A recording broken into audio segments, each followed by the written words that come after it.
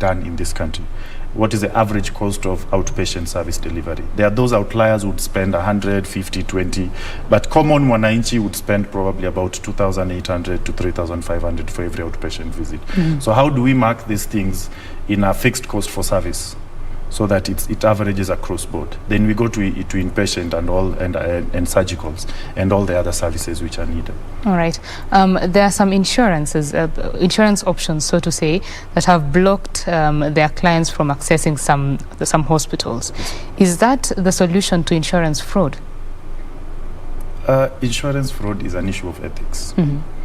If I am signing up for something that is not sustainable and I'm going to steal in order to make it sustainable, then you're a thief. You cannot call it in any other way. So insurance fraud is an issue of a person's ethics more than anything else. If you block someone because they did something wrong, naturally, so that is the only way out. So what happens is insurances restrict their pool to facilities they can manage based on quality, access to areas where they've mapped out the country. They say, we have 2 facilities in Lodwar, we are okay based on the number of people we have in Lodwar. We only need 1 in, let's say, Migori, for example, we are okay with that. When you go to Kwale, we need 5. When you come to Nairobi, we need 10. So it's an internal control mechanism that they put amongst themselves. All right. Yeah. Let's talk about the staffing issues in the medical sector or in the health sector.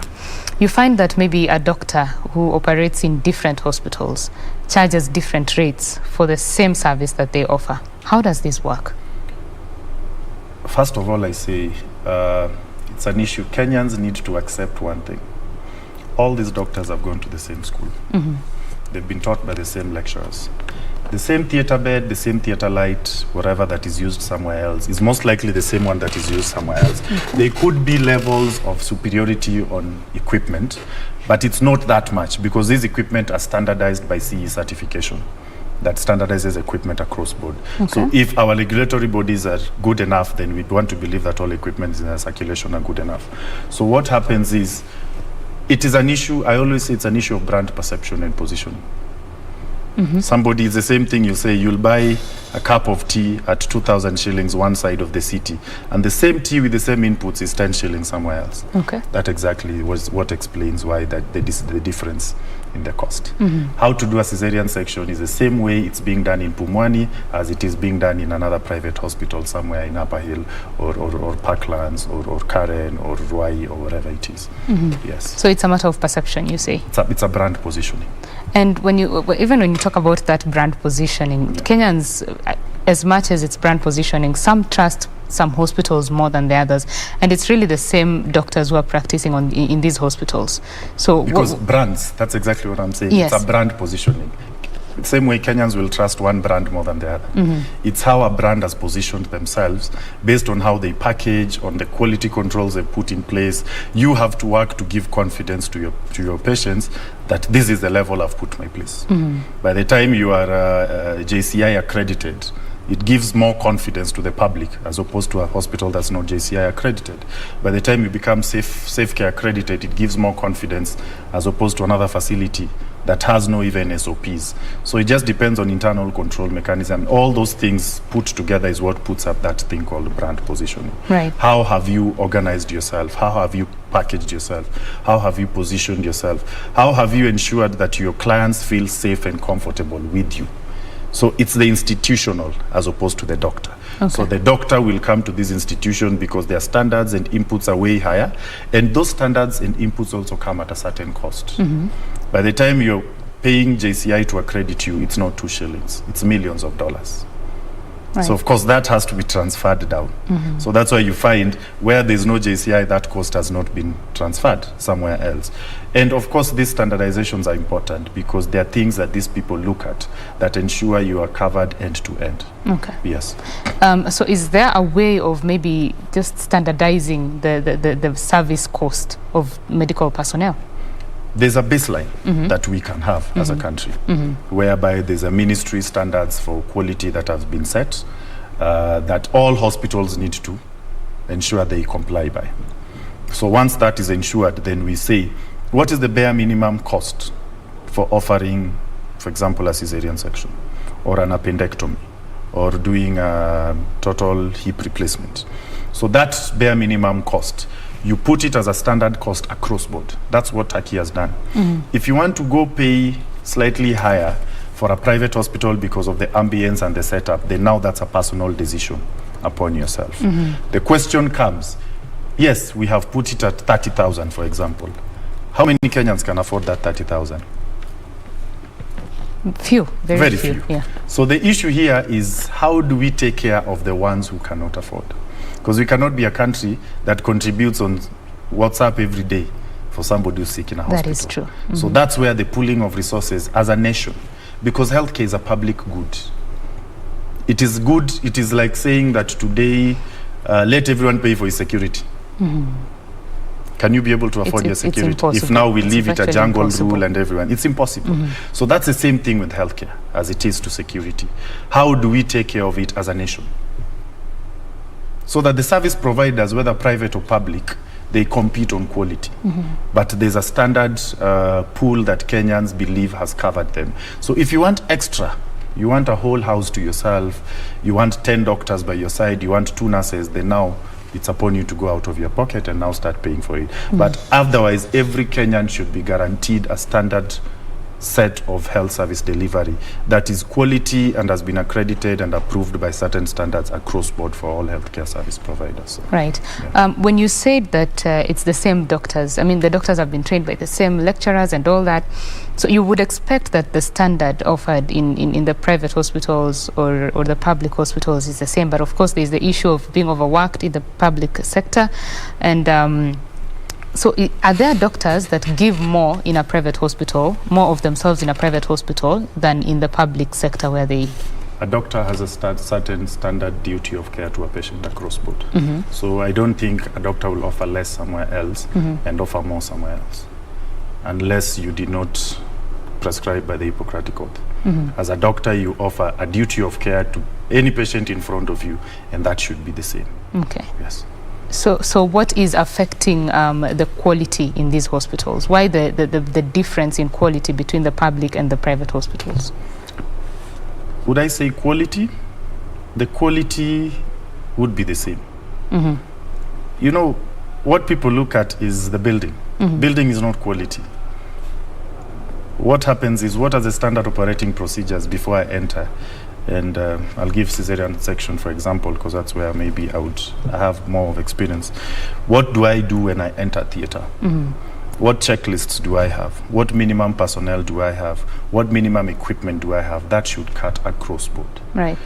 I want to believe, I left the public sector, I want to believe that the shortcuts that used to happen previously when we were there are no longer there because health has been devolved. Subject to confirmation. I've seen a lot of investment in the public health sector lately. I want to believe it's the same. I want to believe that supplies for medical products in the public health sector have improved because right now it's devolved as opposed to depending on from a section. The only thing I have a problem with is devolving human resources for health, because this is a national good that should be controlled nationally. I want to change a perception that Kenyans have had for a long time. I've had the chance in working in a private sector and a public sector. I worked in Pumwani, for example, and I'd say this confidently. I was surprised that the mortality rate in Pumwani is one of the lowest that I've seen. But what happens, one small case becomes blown out. You understand? And I will tell you, if you cut across all health service providers, there are those incidents, because it's a hospital. You get my point? So there are institutions that over time had been demonized, but if you actually, because I always say, can we go back to statistics, because data and numbers don't lie, and that's what changed the narrative. So that perception that public sector has bad quality as opposed to private sector, first of all, is wrong. Because quality of care across board is the same. What we would be discussing is, are the staff overwhelmed in public sector as opposed to private sector? Because 95% of Kenyans, as we've said, cannot afford insurance. Naturally, they'll go to public health sector. All right. So if you have a queue of 100 people here and you have a queue of 20 people, where would you give more attention? The 20. The 20. So that is where the discrepancy comes in. All right. But I don't think it's an issue of the personnel. So those are the things that now we need to look at. All right. For example, Nairobi, when when we were getting independence, how many hospitals have we built in the public sector ever since?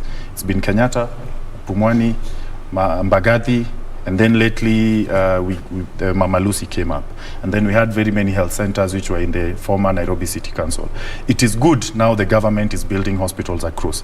And that investment needed to have been successive with the population growth. So that gap in commensurate growth in investment in health over time is what led into this gap. Okay. But I see right now a lot of work is being done to sort out that gap so that people decide, should I go to the public or private?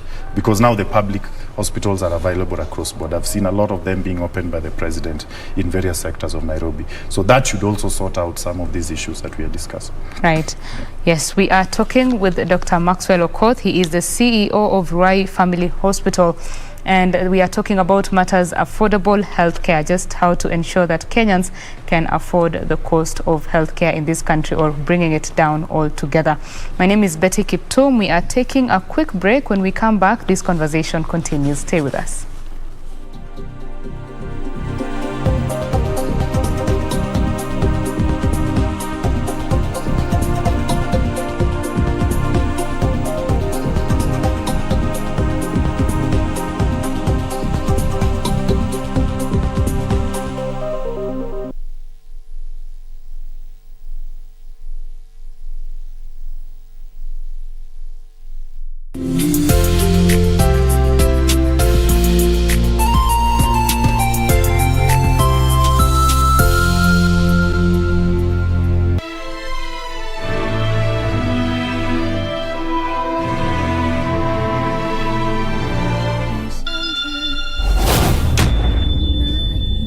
Plagiarize my book? You better explain this. As the supervisor of the academy, how can you plagiarize my book?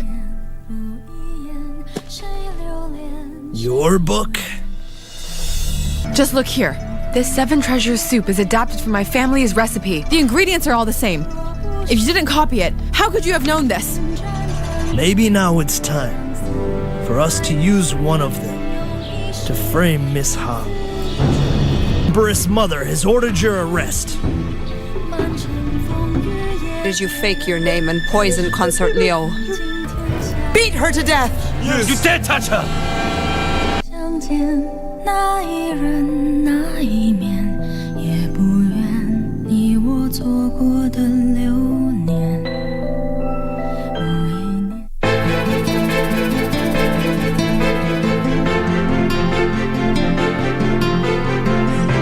Meza yote ili wasema the least, ukiamua kuchafua meza inakuwaje? Sorry. Babe, it's a compliment. Unkuja hapa kuniamkua pia huwezi. Mimi bora niende zangu nyumbani. Maana siwezi kukaa hapa kama nyewe huwezi kuniambia ukweli. Yaani wewe, umbe huwa kusumbua sana.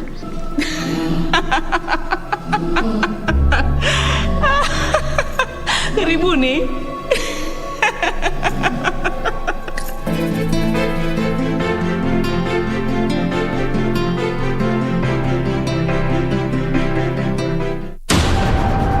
We take it on at the right time.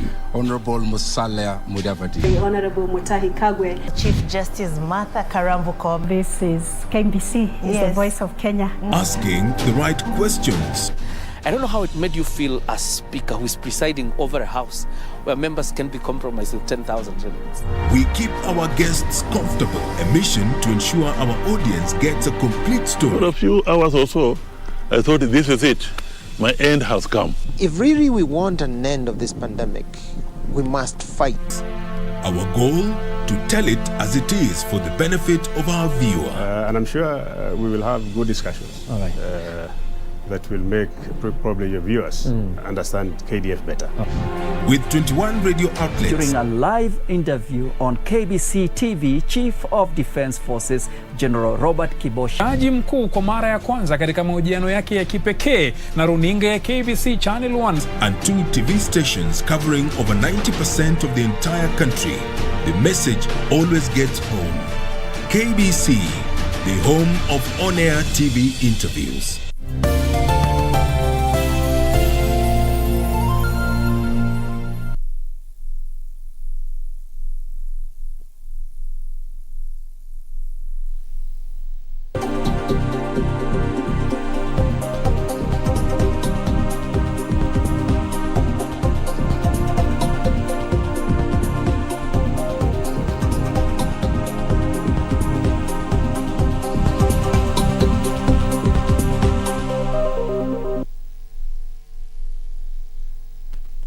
Watching BizCheck here on Channel 1. Remember, we are online at KBC Channel 1 and at Betty Kiptum is my personal Twitter handle. Talk to us, ask your questions about affordable healthcare and just how to ensure that the cost of healthcare is coming down. In studio, we are with Dr. Maxwell Okoth. He's the Chief Executive Officer of Rai Family Hospital. Thank you for staying with us, Dr. Thank you. Before we went on break, you had mentioned the issue of the government expenditure on health. So over the years, it has averaged about 7 to 9%. In the Abuja Declaration, Kenya was part of it, and it agreed that healthcare will be receiving at least 15% of the government expenditure or the budget of the year. So this disparity, what should Kenya do to just push it up there? I'm not in the public sector to say as a matter of clarification, so I don't have much authority to speak for the public sector. I know there's been gains over time. We are not where we ought to be, but I know the argument is as we spend 7%, then the counties are also spending their various budgets. So the argument is maybe we are spending about 10-12% if you aggregate the other counties' expenditure on health. So I don't have the exact statistics. I would not be the right person to speak about that. But one thing I say, healthcare is an issue of goodwill, especially from the leadership. The moment we realize, the saddest part is people have never seen healthcare investment to be good because they say there's no money to be made in healthcare. But I say a healthy population, as they say, is a wealthy population. If your constituents are healthy and working, then they generate money for you to tax and make your revenue, make more money. So if you stop investing in that, they actually travel out of your area to go put that money they've made here somewhere else. So you actually lose revenue. I have seen a lot of goodwill in the past 10 years that we have had. For example, Nairobi County has built I don't know how many hospitals within 1 year since we had NMS. So for me, that is goodwill. After building this equipment and after building the infrastructure, the next thing is how do we have them well equipped in terms of personnel and equipment? So that becomes the next. But at least the first step has been done. So now when you go to Kibera, there's a hospital. You go to Kangemi. When you go all the way to Ngondo in Ruai, there's a public hospital. Areas which were totally underserved. So that's immense goodwill. The next goodwill that the government needs to look at is what are the inputs in health sector. Human resources. Buildings do not treat patients. So how do we invest in human resources for health? Produce as many doctors, invest in producing specialists as much as possible, because if we have 100 neurosurgeons today, there's no way one neurosurgeon would charge you 500,000 for a procedure, because there'll be another one who's willing to take less and another one who's willing to take less. So we'll bring that cost down. But if you have 5 and they're being depended on by 45 million people, of course, rule of demand and supply will dictate that one person charges you 700,000 surgeon's fee. There's nothing you'll do about it. It's the only option you have. The third fundamental thing that people do not want to talk about is the pharmaceutical and non-pharmaceutical sector. Let's talk about that. And I feel so sad for my country because, for example, during COVID, remdesivir, tocilizumab, for example, Kenyans were looking for it everywhere. People used that shortage to charge one dosage at 160,000. There are people who even bought it for 500,000. This same drug, for example, in Istanbul is 25,000 shillings. What is the cost variance between one country that is 4 hours away and one country in Kenya? South Africa, for example, has locked the margin on pharmaceutical drugs at a certain percentage. I'll use 7% here for descriptive purposes. From the producer to the consumer, you can only make 7%.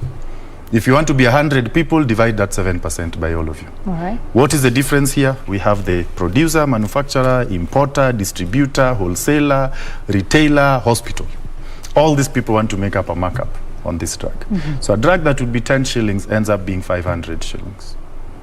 The cost of antihypertensives per month would be 1,500 on average. This cost of antihypertensives per month in India would probably be 60 shillings. So that is the place we need to first address. We will go around, fixed cost on doctors, fixed cost on what, but that is, you know, it's akin to sealing a leaking tank with soap. You know, it will still weather out. And so we need to go back to the root cause analysis. First, tackle the pharmaceutical distributorship and supply chain. How would KEMSA be strengthened, for example, to manage for pharmaceutical and non-pharmaceutical input, either both for private and public sector? And that will substantially, as long as we fight these cartels, we'll hold some of these products and shoot the prices up. Then we'll be able to achieve this. But until we cover that and deal with that, then we'll be lying to ourselves. So you're saying it's up to the government to, put a foot down? They have to put a foot down, put a whip, and tackle that sector. Right. Yes. So for Kenyans out there who are wondering, I have low income, the most I can access is maybe a clinic in my home area. To access better services or other procedures that are not available in that clinic, it would take the whole family to go bankrupt. What do you have to say to them? Like I said, I'm an optimist. I want to see how universal healthcare is going to be rolled out. I want to believe it's going to be rolled out well and we are not going to have issues and every Kenyan would be able to access a service. I don't know what packages are based on that universal healthcare product that they're going to roll out. We are yet to see. But I want to believe if NHIF is empowered enough with a good pool of money, for example, I don't know how much they're going to collect.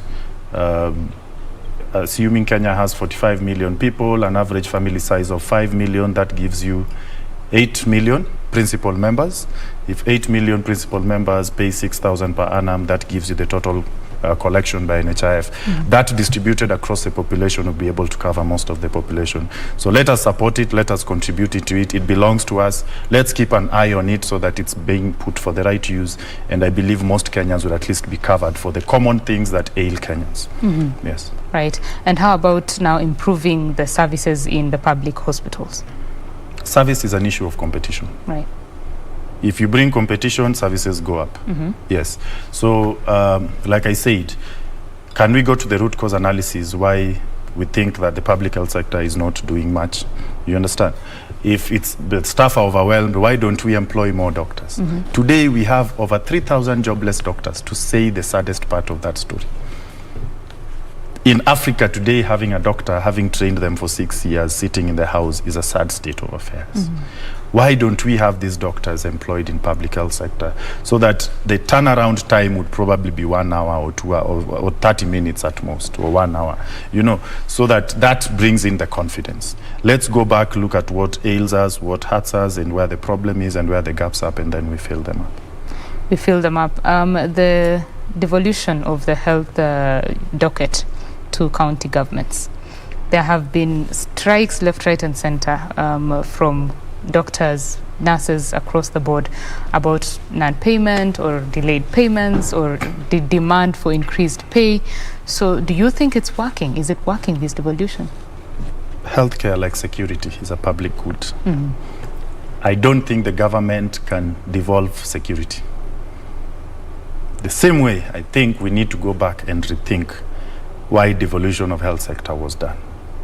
We can devolve the infrastructures, we can devolve the supplies, but can we centralize the human resources? That would be my appeal.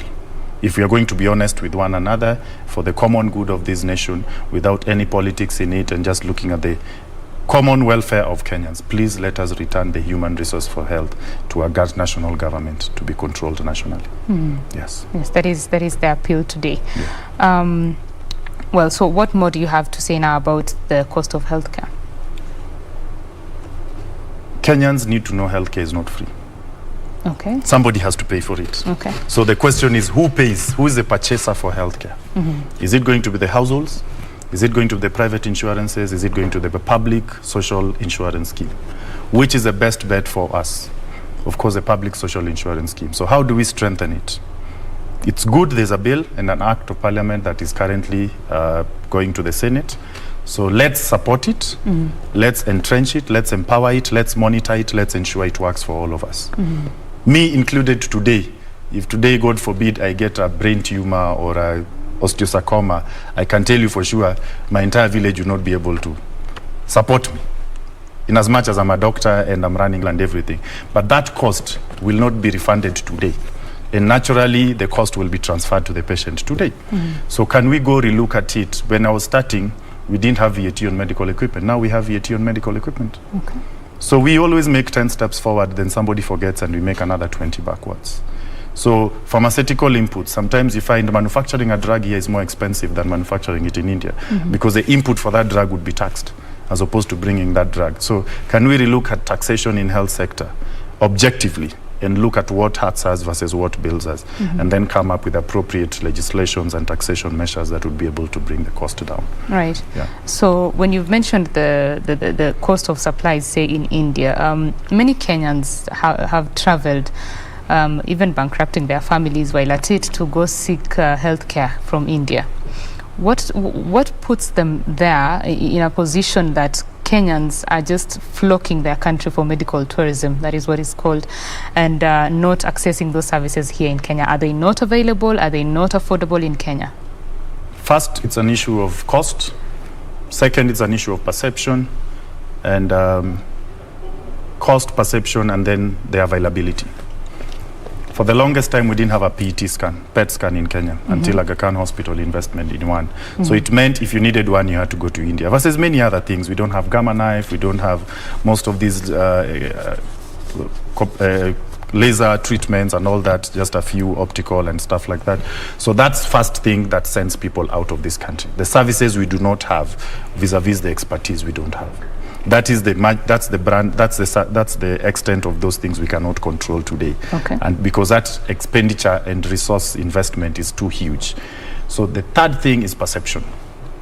How does this perception come about? Because there are services that would ideally have been offered in this country. For example, a knee replacement, a kidney replacement, a hip replacement, which people compared the cost between Kenya and India. And India was substantially cheaper than Kenya then.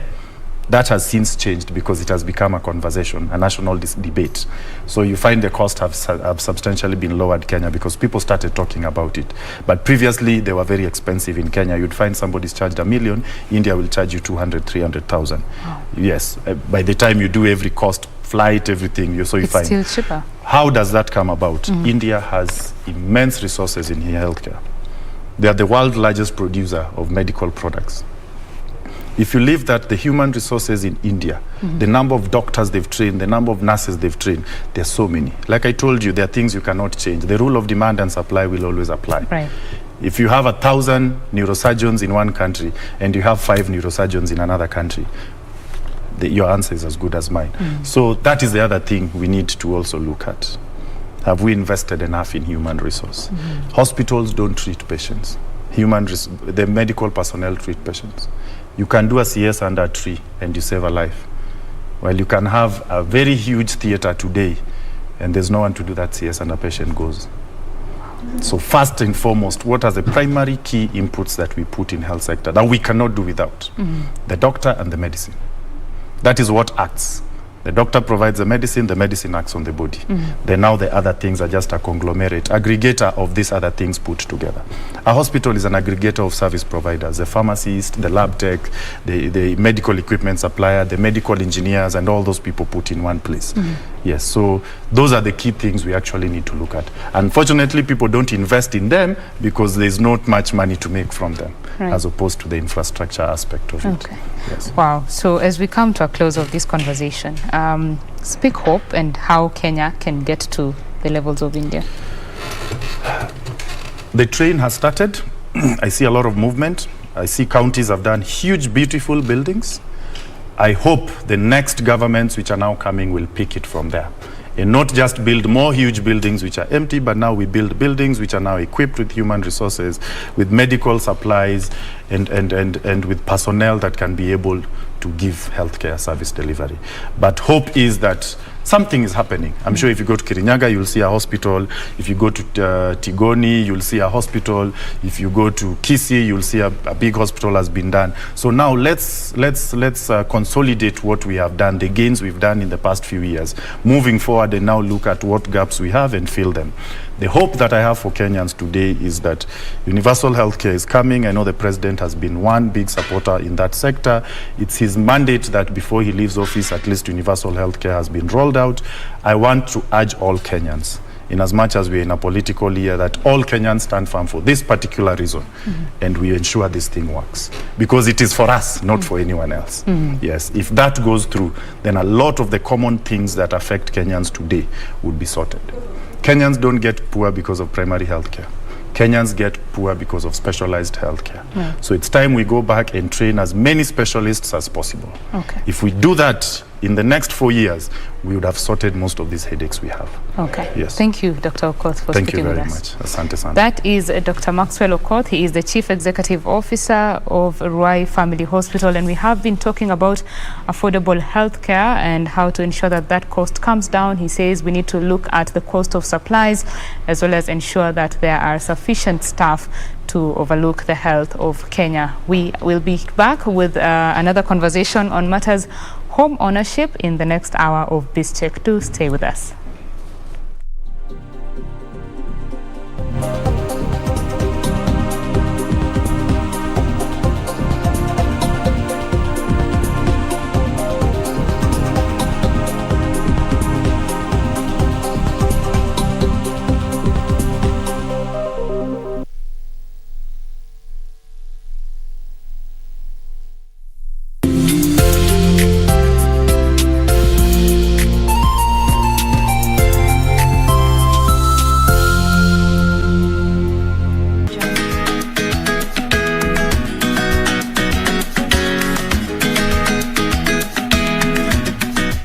Umefuatani saizi najua Sara hayuko. Under my name. No, what's your problem?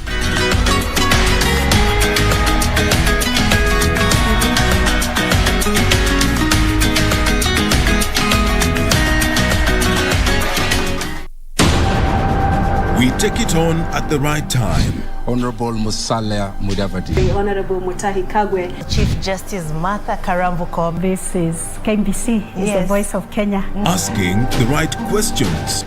I don't know how it made you feel as speaker who is presiding over a house where members can be compromised with 10,000 shillings. We keep our guests comfortable. A mission to ensure our audience gets a complete story. For a few hours or so, I thought this is it. My end has come. If really we want an end of this pandemic, we must fight. Our goal, to tell it as it is for the benefit of our viewer. And I'm sure we will have good discussions. All right. That will make probably your viewers understand KDF better. With 21 radio outlets. During a live interview on KBC TV, Chief of Defense Forces General Robert Kibosha. Jaji mkuu kwa mara ya kwanza katika mahojiano yake ya kipekee na runinga ya KBC Channel 1. And 2 TV stations covering over 90% of the entire country. The message always gets home. KBC, the home of on-air TV interviews.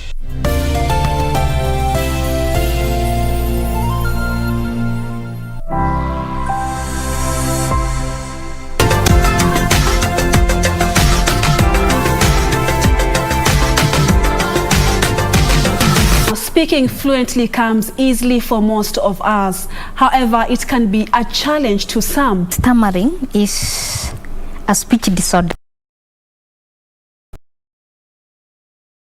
When did you discover you had a problem with your speech? At the age of 4, because my fellow kids were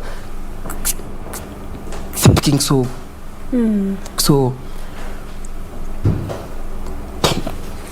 fluent. What needs to be addressed, like he's talking about? Giving information to the teachers. Most teachers have no idea that this is a case of stammering. So if they are made aware, they will be handled differently.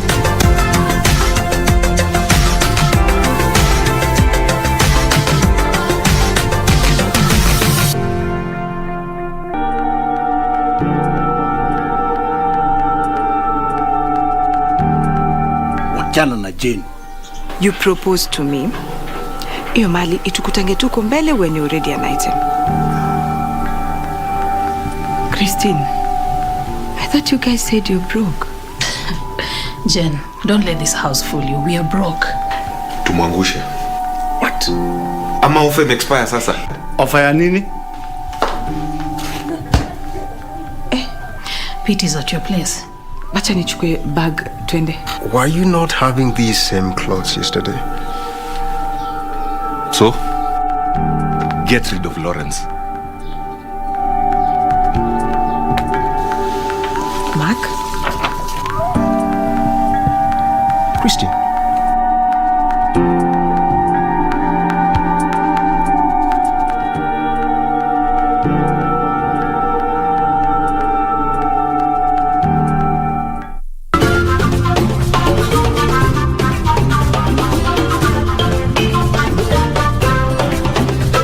Wiki hii kwenye Mkulima tutaangazia ukuzi wa uyoga.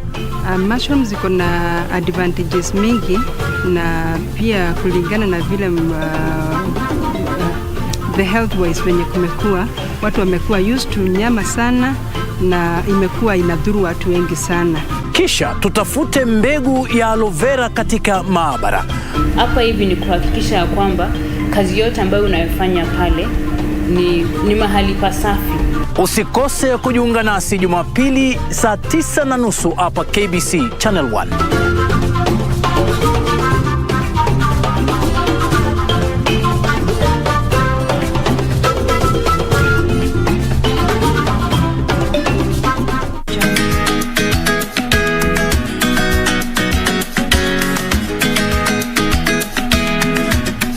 Yusuf, umefuata nini saizi na wajua Sara hayuko?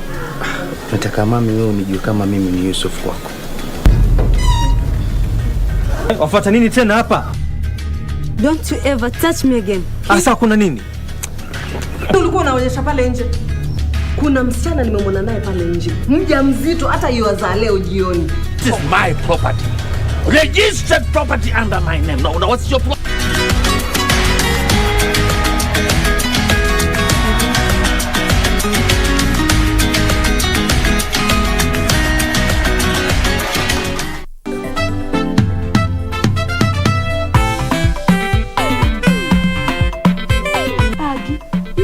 You have a boyfriend? Angie, if you don't mind, how old is he? How about none of your business? Asekinyanji, how do you know about my situation? You've just described it perfectly. What but was perfect? You having a kid or a wife? Why are you poking your nose where it is not supposed to be poking? Let him ask for himself. Yes, and the number you gave me goes to voicemail all the time. You know, I was thinking that maybe you called me. Guys, you cannot leave this class. She's probably coming here. Assisia, get out of my way. You are wasting my time, one.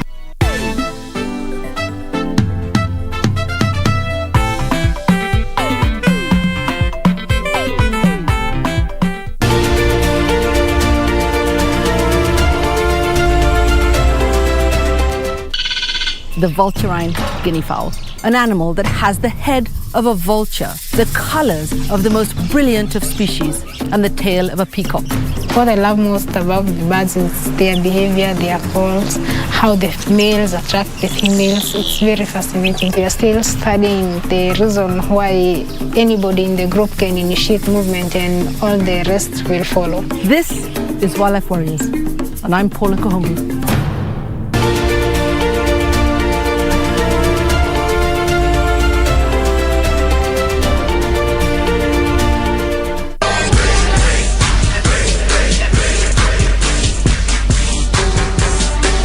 I want you to book a match between Jimmy Havoc and LA Park.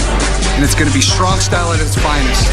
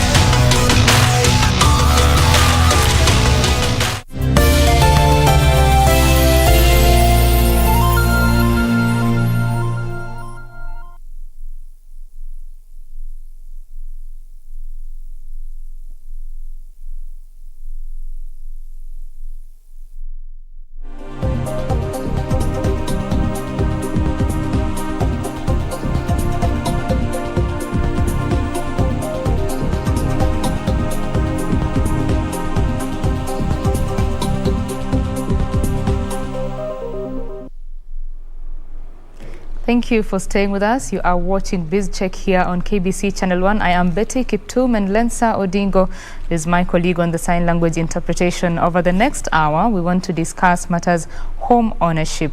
Are you dreaming of owning a home? Do you own a home? What was your journey like? Do tell us on Twitter at KBC Channel 1. My Twitter handle is at Betty Kiptum. In studio, we have Johnston Oltetia. He is the Chief Executive Officer of the Kenya Mortgage Refinancing Corporation, as well as George Mburu, the Chief Executive Officer of Mizizi Africa Homes. Gentlemen, thank you for joining me. Thank you. Let's start with some statistics. Now, home ownership in Kenya is about 21.3%, which is pretty low compared to some developed countries like South Africa, which stands at 53.3%. In efforts to push this number up, the government came up, or rather, launched the Kenya Mortgage Refinancing Corporation in 2018 to ensure that Kenyans can access mortgages much easier and much cheaper. So let's start right there. Mr. Johnston, could you just take us through how far KMRC has come now? Thank you. Now, if you can allow me, I can just set the context. Sure. Now, when you look at the housing finance in Kenya, it faces a lot of challenges. Number one, you have high cost of land. Land in urban areas in Nairobi and other areas has been increasing over time. You have high, prices of properties in Nairobi and other areas, which is beyond the reach of a majority of Kenyans. Incidental costs like legal charges, valuation fees, transfer costs continues to be inhibit and make it impractical for a number of people to be able to own homes. And then you also have challenges on the registration of properties. Accessing even just a title becomes a challenge. And more fundamentally, we have a problem or a challenge with affordable long-term finance. Okay. So access to affordable long-term finance has been one of the greatest challenges that we face. And that's why KMRC came in. Okay. Now, KMRC has come in to provide affordable long-term finance. And it does this indirectly through the primary lenders. Primary lenders are the institutions that deal with mortgages as part of their business offering under the normal circumstances. Now, so KMRC was launched in 2019. Of course, it's incorporated in 2018. And this institution actually has come in to provide the much needed support, especially for financing that we don't have. People claim that there is funding that banks have, but the kind of financing that banks have is short-term. So they use deposits. And when you invest deposits or short-term funding in long-term assets like housing, you run into a mismatch. And that's why banks price them heavily. Okay. And therefore, because of the mismatch, they prefer to offer short-term funding. So that's exactly what they have been offering. Now, short-term funding is very costly for a majority of the people. Okay. So going back to KMRC, it's a non-deposit taking financial institution regulated by the Central Bank of Kenya, and that provides it comfort, especially to people, and extend that funding to the primary mortgage lenders, that is the banks and the SACCOs. We have 20 of them that participate in KMRC. The interesting thing about that is that you have to be a member of KMRC for you to get financing from KMRC. Okay. So it doesn't give to anyone. And membership here means that you need to be a shareholder of KMRC for you to get the financing. So the institution is up and running. It's obviously lending already to the lenders, and it's primarily running with its purpose, which is the intention is to provide, affordable long-term funding. Affordable long-term funding. Mr. Mburu, let me bring you into the conversation. You run a company that offers affordable housing to Kenyans. Sure. So when you talk about the financing for these homes, how have you seen in terms of the options that your clients are taking? Sure. Yeah, thank you very much. And for sure, I'm so pleased to meet the KMRC CEO, because actually I have been looking forward to it, because KMRC is a very crucial department, especially unit when it comes to affordable housing and to releasing that liquidity that is so much needed. And I actually have been looking at it and been wondering how we can get in touch, because yes, the funding is there, the people who need the funding are there, but now there is one missing link, who is a developer. Once these people get the money, where are they taking the money? Because you find that that money, they have the desire to own an affordable house, but you find maybe there's no now the final, who is that person that is going to do the construction. That contractor that will do the affordable housing is a missing link out of actually from the picture. Okay. Yes, there is a partner, the banks that have been given the money, of which I believe that the KMRC, they have a system, a way that this money that they are giving is not also not going now to be given as loans to commercial, as a commercial loan, you understand? Mm-hmm. Because this is money that KMRC has gotten from, if I'm not wrong, from the international banks and also the Bank of Kenya. CBK is also regulating, which is very important. But now we need to look at, now the customer has gotten the money and they have gotten the information. Where now do they take this money so that they can get this affordable housing? So I think now they need to loop in now the developer. Okay. Now the developer needs to get in so that that chain can be complete. Okay. Yeah. Johnston, you've heard what Mr. Mburu has said about roping in the developer. I think it speaks to the information bit of the process. So when someone is accessing a mortgage, are there checks and balances to ensure that this money will not be lost at the end of it? Please. Absolutely. So the most important thing is to recognize that KMRC is supporting affordable housing from the demand side.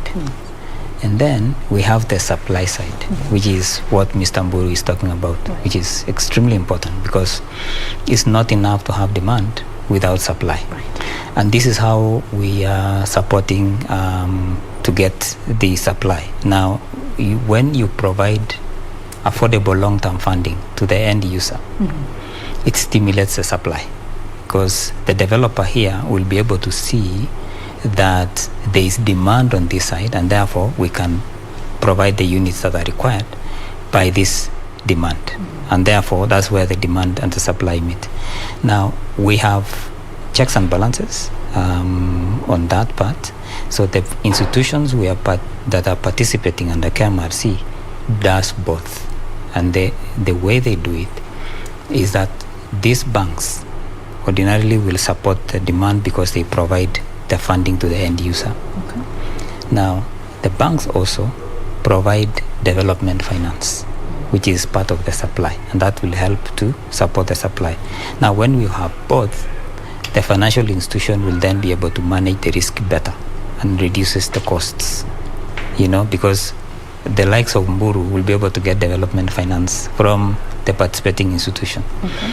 The most important thing that a developer ordinarily will want to look at is whether there's uptake. Because when you build a house, which is essentially meant for sale, you need to know that there's a buyer.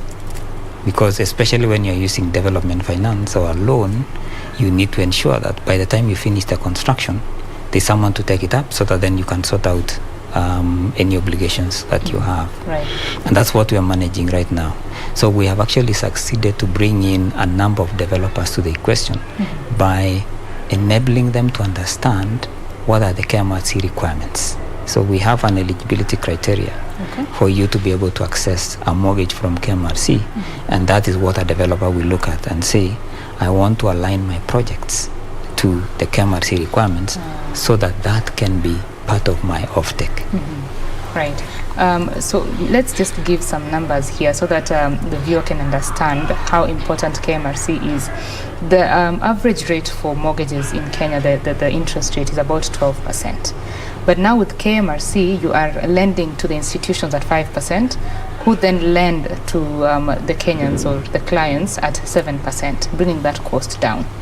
So for Kenyans to understand what it means, Mr. Mburu, you've said there is need for that, and he has explained that there is a way that banks are doing it. Are your clients aware of this? Sure. Yeah, thank you very much. That's another important thing, that this information needs to be brought to the light, of which I think they have been trying. Yeah, so the most important part is now looping in the developer. I'm happy to hear that they do that. There is the requirement that people are required to fill. So that information also needs to get out there so that we can also know and we can position ourselves strategically because at the end of the day the chain has to be complete, so that for us to achieve, we want to achieve this problem of affordable housing. For it to be achieved, the chain link has to be finished, and we as the developers, we are willing, we are ready to go and understand what is the requirements, and also, for example, if you look at the partners, the banking partners or the circles, you'll be able to see them. So there also needs to be a part where we can be able to see, now these are also developers we have looped in, and they have been able to achieve the requirements. And we as the developers, and I said I had been looking forward to meet with them, and I would be able to, we would like to know that the requirements, and we'll do to our level best, so that, because our biggest problem as developers, for one, there has been that the fear, because other developers have come and they have ruined. So you find that the link, there is somebody who is being suspected, but the problem is still there. So we need to look for the clean people, because the job has to be done. The people who will do it the right way, they get those requirements. If they're able to fulfill, they are also now in that panel. This is the KMRC. These are the partners in financing, and these are the developers we have partnered. And if you get money, and it also becomes smooth. It also becomes smooth, so that now this information can be passed to so many other people. And I can assure you, if we are able to get that, even our houses can be very affordable, even much more affordable than they are. We Mrs. Africa Homes Limited are the most affordable, but it can get better, because most of our money we utilize in marketing, trying to get customers. But these are ready customers, that there's ready money, there's ready market, and we now developers are there. We will be in a position to make these houses at a very affordable price, such that whoever has given the money is getting their small cut, the KMRC are getting their small cut, the bank is getting their small cut. We also as developers will be able to get our very small cut, and by doing that we'll be helping the final user, who is the customer. And at the end of the day, if we focus with the customer and the chain is complete, for sure, and the information is out there, we are going to solve this problem of housing. Okay. Yeah, affordable housing. Mortgage uptake in this country is pretty low, at about 26,000. Sure. KMRC is looking to push that number to 50,000 in like 5 years' time. How are the numbers looking? The numbers are looking good so far. You know, we had about 26,000 mortgages, I think, last year. The numbers have been moving up and down, and actually getting lower and increasing over time. But KMRC is here to support, to provide consistency in the growth of mortgages in the country. Now, the way to achieve that is by sorting out the challenges that we have experienced, to the effect that people cannot take up mortgages. One of those is that a mortgage has really had a very bad name in the past, so it has some legacy issues. And that is because a few years back we had challenges of situations where there are foreclosures, and of course people go into a mortgage and then they run into a default, and financial institutions will take them back and sell the houses, and that really gave a mortgage a very bad name. Now KMRC is helping to sort that out, and this is how KMRC is doing it. Now, when you provide long-term funding at affordable rates, at fixed rates, because that's what KMRC is doing, it's providing long-term fixed rate financing at very concessional rates. Now, when you extend the tenure of a mortgage longer, you achieve affordability.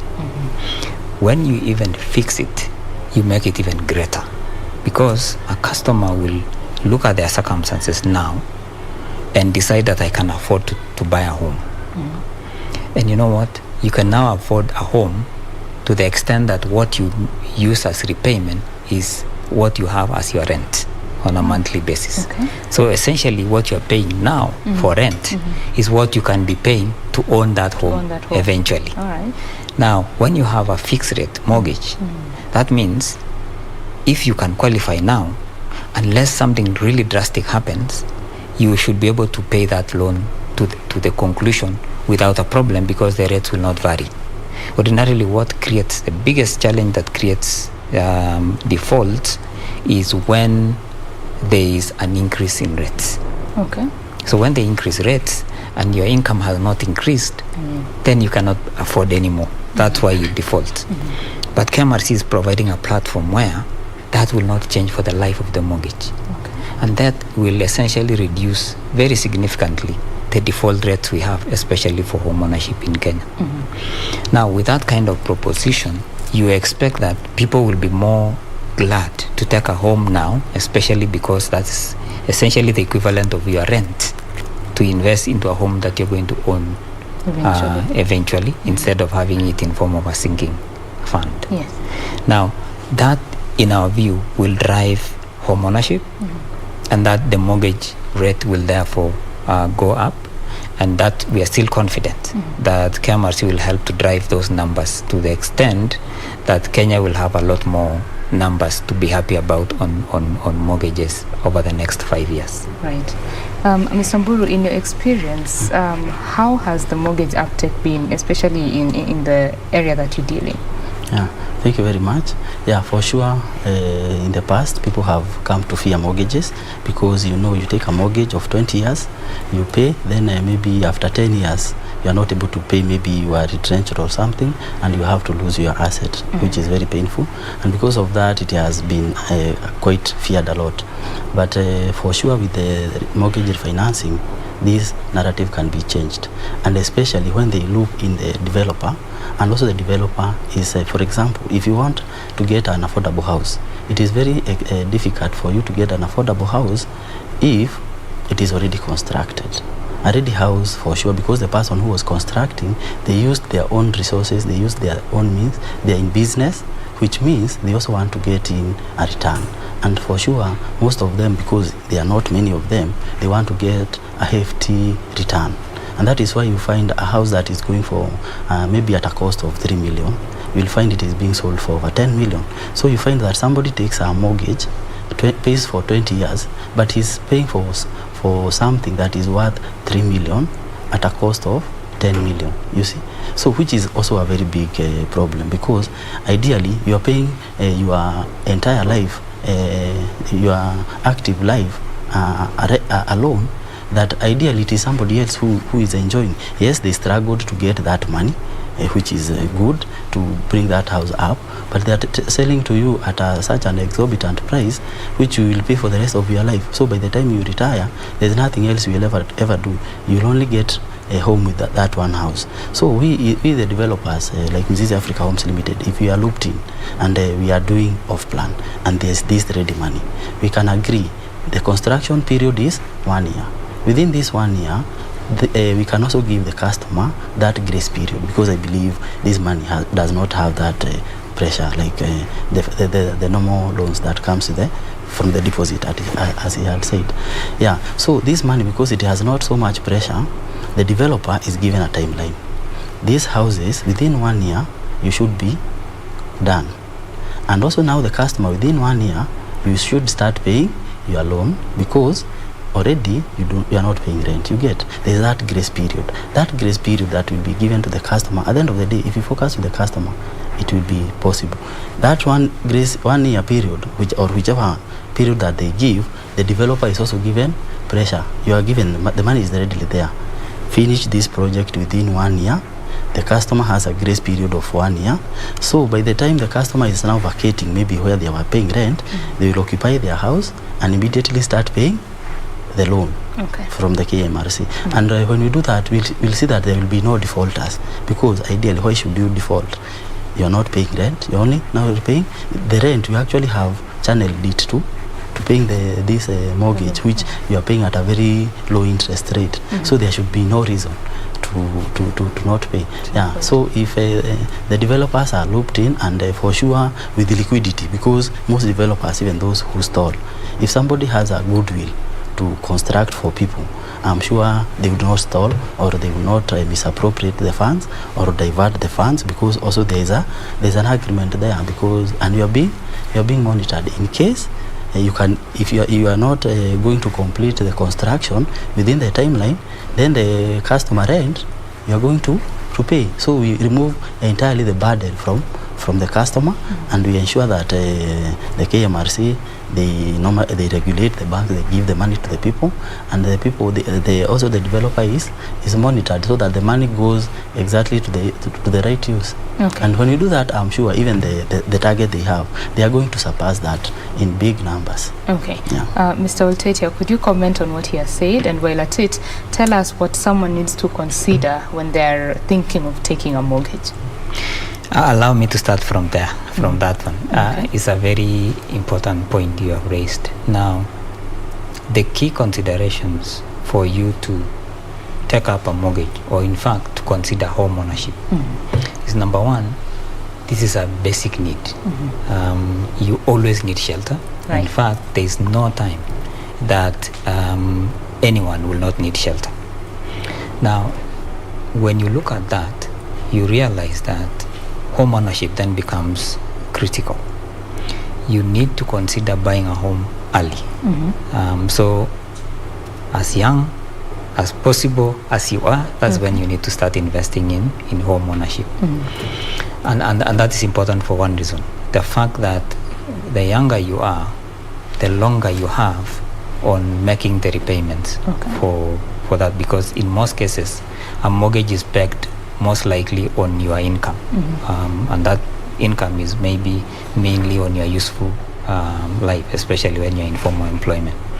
So you need a home now, and in fact that's what we advise people, that don't wait to buy a home or a house. Buy a home and wait. You need to buy it and wait, because of course the values of prices sometimes go up, and that will be useful. Now the other key consideration is income. So to be able to afford a home, income is very important, because that's what a financial institution will have to look at. Now, that income, in most cases, can afford you a home, depending, of course, on your circumstances. But income, according to us, is not just employment income. It's not the formal income that we talk about. We also talk about the informal income that people have. Now, we are working with some institutions to look at ways of risk assessments or credit assessments for people who don't have a formal income, to be able to make it interesting for a financial institution to consider someone who is a micro entrepreneur or something like that, so that they can also be able to be funded to buy a home, because they have an income. Even if the income is inconsistent, we have to look for a way of doing what? Assessing their credit worthiness, and be able to get a bank to do that. Now, of course, the other key consideration for buying a home is location. In most cases, when you look at the numbers we have, home ownership in the cities is low. Home ownership in upcountry areas is very high, for obvious reasons. That most people have a home, a shamba at home, and they develop it over time, etc. But you need a home wherever it is that you live in most of your life, and that is, if you're in the city, you need a home there, so that you don't destabilize your children whenever there is any movement. So those are some of the key considerations. Now, when you go back now into, of course, the other one is affordability. Can you be able to afford, which is also aligned to the income, and that's now what KMRC is bringing in, that affordability for giving you a rate that is low, a fixed rate for that matter, and a longer term repayment period, which can enable you to pay. Now, some people realize that if you have an income today that can enable you to own a home, and it's a fixed rate, what that means is, if your income changes, most likely go up, then you have additional income that you can use for other purposes. So it will not make you default, because you now have additional income that you consider. That affordability is very, very important. But we also, as KMRC and other people, address the environmental issues that come in to affect your ability to be able to take a home, and that's exactly what we are doing. We are working with a number of institutions around the country, especially the Department of Housing, on areas to do with the challenges that we face on titling processes, registration, things like that, so that you make it easy, and as a result reduce the costs. Now, going back to the issues raised by Bwana Mburu here, it's extremely important that the supply and demand are talking, and that's also key with KMRC. KMRC has brought together, unfortunately we have not been able to see Mizizi yet, but we have a number of developers, and we are using this association called Kenya Property Development Association. That's what we have started with, by enabling them to see what KMRC is doing, and then they are doing their alignments. They are beginning to put their developments in, by looking at what KMRC does and what KMRC requires, and therefore meet that requirement. But I also know that there are a few other institutions that are working with us, including the IFC and the rest, for example, that are also looking very keenly on the supply. That is, provision of development finance for the supply, and even also addressing the challenges on that front, especially the cost of land. I also know that the government is also working hard to provide the services for that land. Like, for example, you need a road there, you need electricity there, you need a sewer system, etc. And the last conversations we've been having, the government is looking at helping that, because you see, the cost of land together with the infrastructure that go with it takes up about 40% of that cost of a house. And when you remove that, then essentially you create affordability. And that's exactly what has happened in certain areas that government, for example, has given land, like the Park Road project you've heard of, or Pangani, and so on. Most of those, government has provided land, government has laid out the horizontal infrastructure, and therefore the cost has come significantly down. And when you have that, and you have financing that is also lower or low cost financing, then that means you can be able to get a home quickly, for that you can afford. Okay. Mr. Mburu, of course the government cannot do this alone. It needs the private developers to enable Kenyans to afford homes and own homes. So as a private developer, what challenges have you been facing? Sure. Yeah, thank you very much. And he has actually put it very well, that the government, which is also a very stakeholder in the whole thing, and also affordable housing is one of the big 4 agendas. So if now the private developers or the private partners now are very well also brought on board, this thing would work very well, because we have seen actually, and I've passed through the Parklands project by the government. It's going very well, and now since the demand is very high, the government cannot fulfill the whole of this, because again they have other works, like he has stated. They have to do the roads, they have to ensure there is a sewage, there is electricity, all those things. And I can assure you, the kind of money that people pay to get houses, even if some money was to be allocated actually from that money, and it is catered by the same customer, you'd still find that the cost of housing would still be so low. For example, let's say we also loop in the land sellers, because we have identified, all of us, that land is one of the biggest challenge, and we as private developers, our biggest challenge as well is land, and land that is accessible. And if the government or the people who have land, because at the same time you can't say it's taken away from them, if they sell this land and it's very transparent, maybe the government will give us a guarantor, because we are doing a project that is affordable.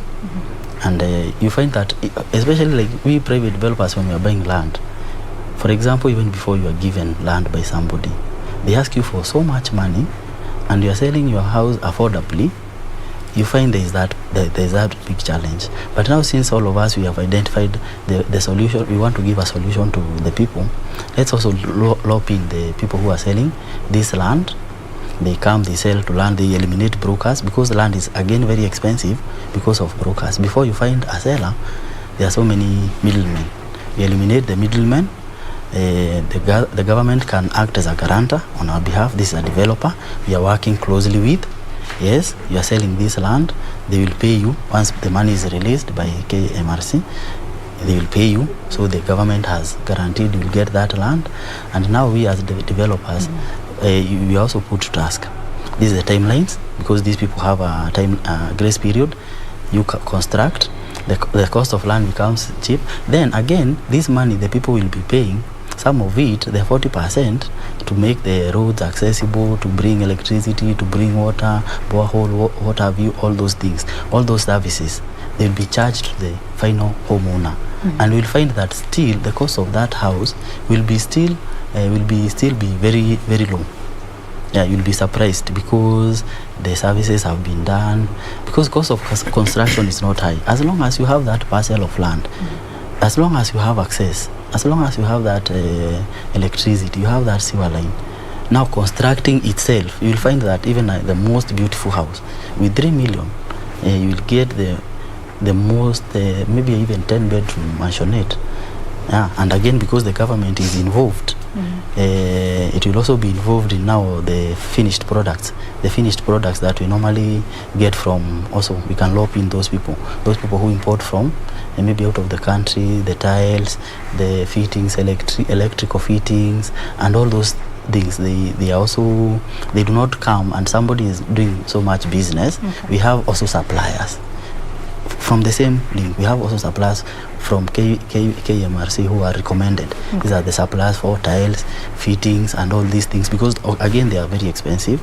And also they also make their small cut. If everybody makes their small cut, they have started very well, and I really embrace the whole thing.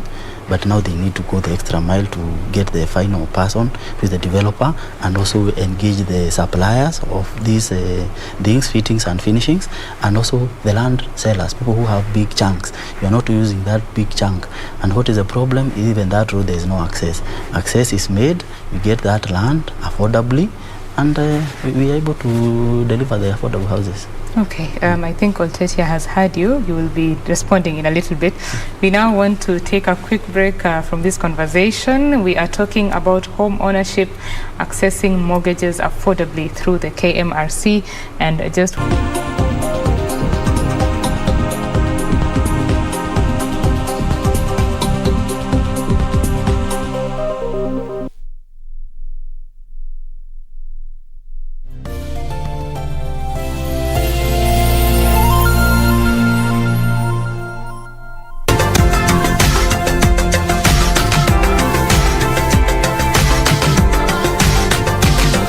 Speaking fluently comes easily for most of us. However, it can be a challenge to some. Stammering is a speech disorder. It means the speech is not in order. When did you discover you had a problem with your speech? At the age of 4, because my fellow kids were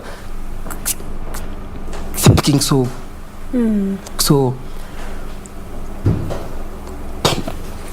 fluent. What needs to be addressed, like he's talking about? Giving information to the teachers. Most teachers have no idea that this is a case of stammering. So if they are made aware, they will be handled differently.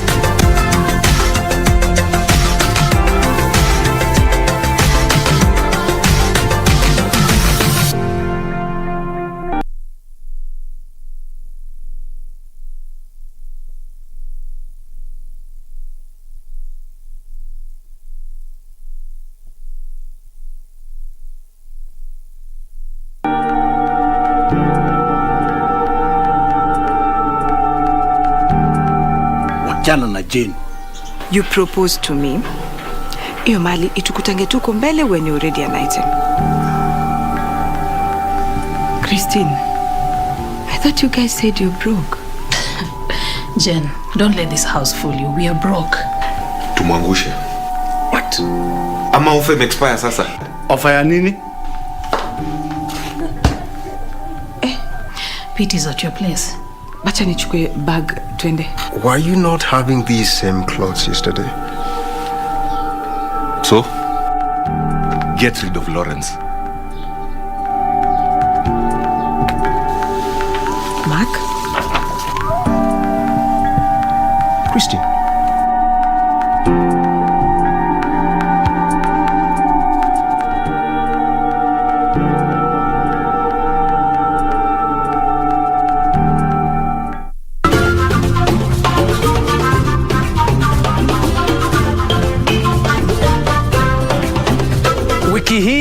kwenye mkulima.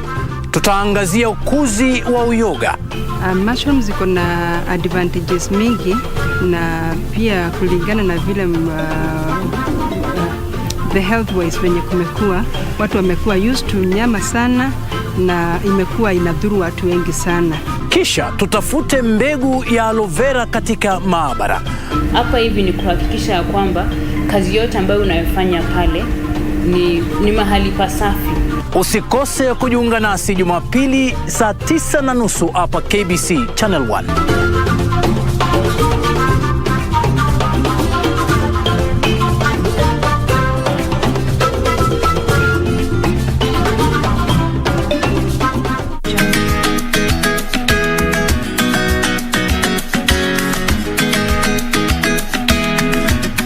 Yusuf, umefuata nini saizi na wajua Sara hayuko?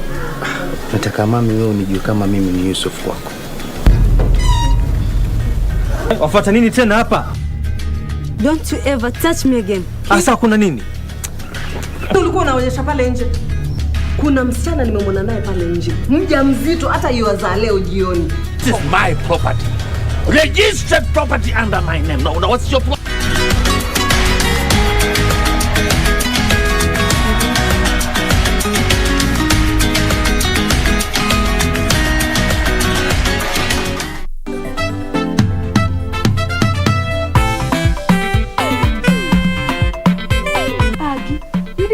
You have a boyfriend?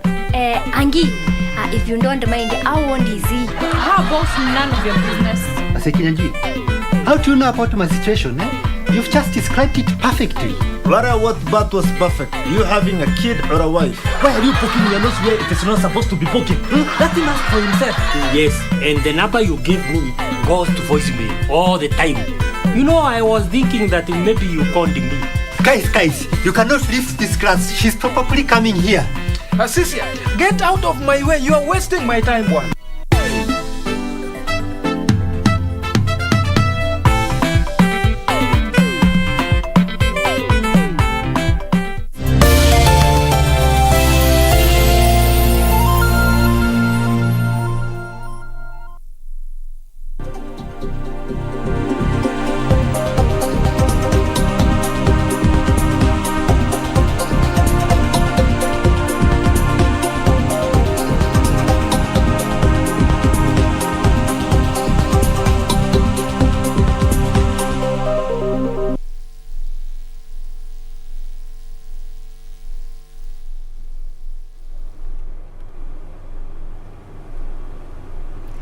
Thank you very much for staying with Channel 1. This is BizCheck, and in studio we are having a conversation on matters home ownership with Johnston Oltetia. He is the CEO of the Kenya Mortgage Refinancing Corporation, as well as George Mburu, who is the CEO of Mizizi Africa Homes. Thank you for staying with us, gentlemen.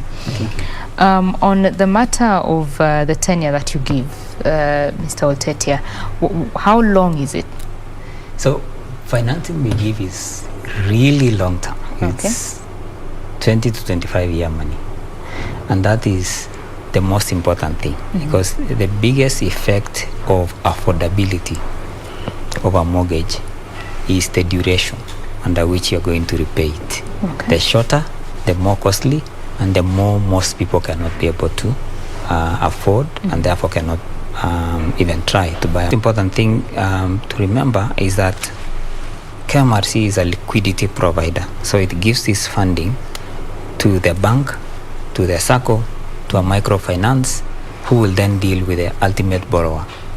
Now, so KMRC gives 20-25 year money, depending on what the financial institution requests. So the way we do it is that we refinance. We don't finance. So the bank finances, and then we refinance the bank. The SACCO finances, and then we refinance the SACCO. Now, so the origination of a mortgage or the underwriting is done by that lender, that SACCO, that bank. And they consider the requirements that KMRC has already shared with them. That, you know what, we want long term, give out 20 year, whatever duration, but also look at the creditworthiness of the customer, and then you also look at the requirements in relation to the house. Because the emphasis that KMRC provides is that it needs to be, number one, it can only be a home for home ownership, not for commercial purposes. All right. And number two, for owner-occupier, so that it's either you are occupying or your relatives. So that's a very important thing. And that, when you look at it critically, you ordinarily expect people to default on mortgages if they don't live in that house, if they're making it a commercial. So should their circumstances change, they're ready to lose that one. Okay. But people are never ready to lose a house where they're living in. Yeah. So that's why we're emphasizing that you need to be more or less a home ownership, home owner-occupier, whether it's by yourself or your relatives. So those are the options that we provide. Absolutely non-commercial, because KMRC cannot refinance commercial properties, even if it means that you're buying it for commercial reasons. That one is because we want more Kenyans to own homes that they can live in, decent homes for that matter. All right, Mr. Mburu, when you're dealing with your clients, what are the options that they have? He has mentioned that SACCOs are also in that list, and most Kenyans who are looking to own homes or even start their businesses, they mostly take loans from SACCOs. Largely because of the availability, affordability, and all that. So what have you seen in your practice? Yeah, thank you very much, and I'm happy because they have included SACCOs, because you will find the kind of customer that you are targeting, as he has said clearly, are people who want to own homes, especially first-time home owners. And this is the biggest problem, because once somebody has their first home, now getting an investment is never a big problem. So the potential we want to unlock, or ideally even we as Mrs. Africa Homes Limited, is to assist the first-time homeowners. And this can be done very well with the cooperation or with coordination with KMRC, because the requirement, if now these things can be very clear in the limelight. And I'm happy because most of the people, even our customers, they take money from SACCOs.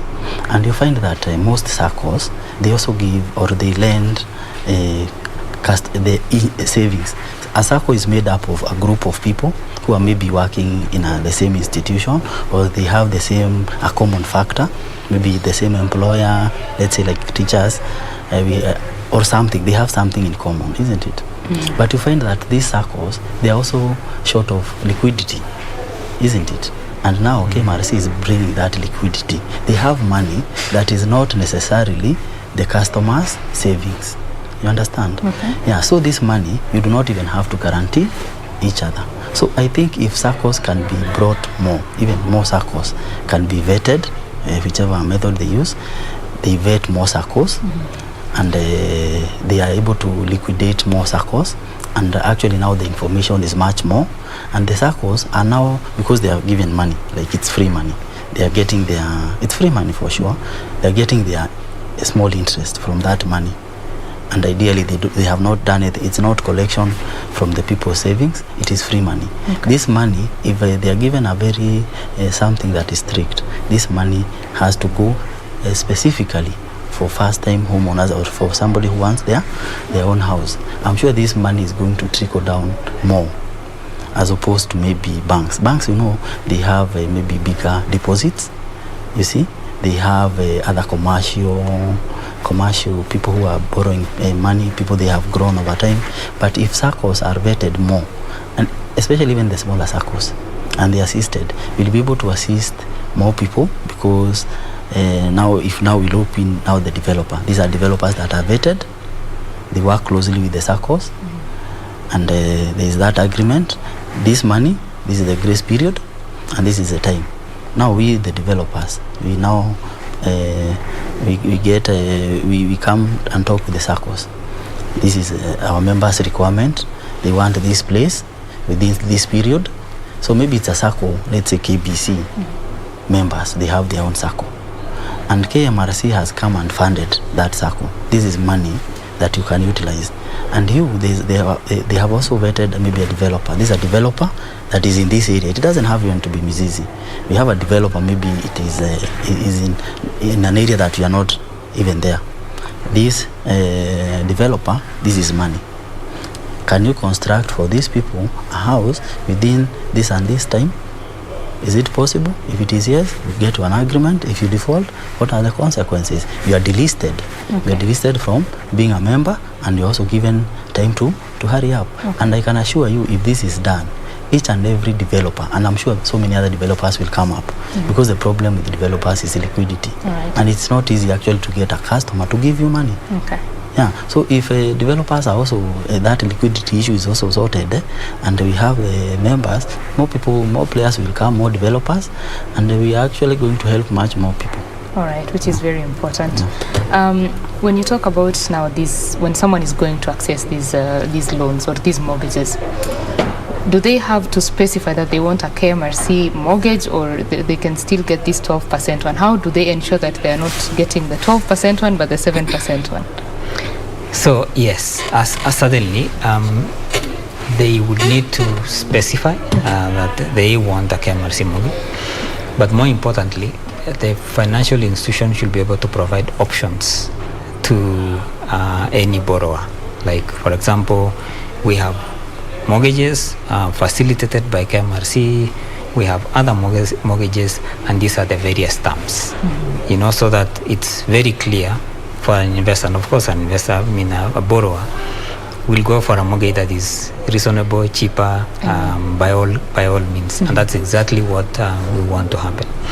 So we have a conversation. We've had conversations with all the participating institutions to essentially make it public, and we are working with them already. We are actually working on public sensitization jointly with all the participating institutions to see that their customers get to appreciate that KMRC is providing support, and this is the terms of the mortgages that KMRC provides. Right. Now, that will create knowledge, information about the lower mortgages. Of course, when you look at it, of course, that affordability is beginning to be realized because you are shifting mortgages from actually 15%, not 12. There has been on average 14%, and we want to shift that way down to single digits, and that's exactly what we are doing right now. And so far we have very good understanding with the participating institutions. They are very much appreciative, and of course they are also saying we have this social objective, getting people to own homes. Right.